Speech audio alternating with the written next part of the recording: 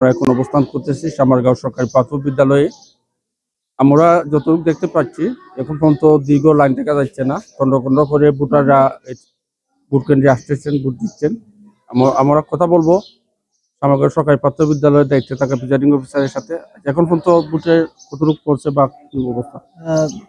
আবহাওয়ার কারণে সকাল থেকে মানুষ তেমনভাবে উপস্থিত হয়নি, তবে আমরা 7:30 থেকে যথাসময়ে ভোট কার্যক্রম শুরু করেছি এবং 2 ঘন্টা 7:30 থেকে শুরু করে 2 ঘন্টা পর আমরা দেখেছি যে 91টি ভোট পড়েছে এবং তারপরে আস্তে আস্তে বেলা বাড়ার সাথে সাথে মানুষ ভিড় করছে। এখন ধীরে ধীরে বাড়ছে, কোনো সমস্যা এখানে নাই।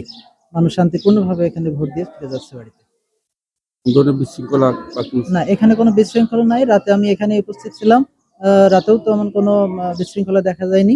এলাকার মানুষ মোটামুটি শান্তশিষ্ট, তারা আমাদের আশ্বস্ত করেছে যে আমাদের কেন্দ্রে আমরা কখনো মানে বিশৃঙ্খলা করি না। সেটা আমাদের ভালো লেগেছে। ধন্যবাদ। আমরা যদি আপনাদেরকে ভোট কেন্দ্রে দেখাই যে মহিলা ভোটারগণ লাইন ধরে ভোট দিচ্ছেন, অনেক ভোট খাই রয়েছে। এখানে 2036 জন ভোটার রয়েছেন কেন্দ্র। এই কেন্দ্র থেকে সকাল 7:30 থেকে শুরু হয়েছে। আইন শৃঙ্খলা বাহিনীর সদস্যরা উপস্থিত রয়েছেন। মোট কথা শান্তিপূর্ণভাবে ভোট গ্রহণ চলছে। বেলা 4:30 পর্যন্ত চলবে সুন্দরভাবে। এখানে শান্তিপূর্ণভাবে ভোট চলছে স্থানীয়রা জানিয়েছেন। আমরা এরপরে আরেকটি সেন্টারে আপনাদের সাথে থেকে আপনাদেরকে দেখানোর চেষ্টা করব। আমাদের সাথে থাকুন। এখানে দেখতে পাচ্ছেন যে দীর্ঘ লাইন, ভোটারদের দীর্ঘ লাইন না বিচ্ছে না দীর্ঘ লাইন। এমনকি অনেক ভোটারগণ নতুন বা এই ভোট দেওয়ার জন্য আসতেছেন, বিশেষ করে তরুণ ভোটাররা রয়েছেন।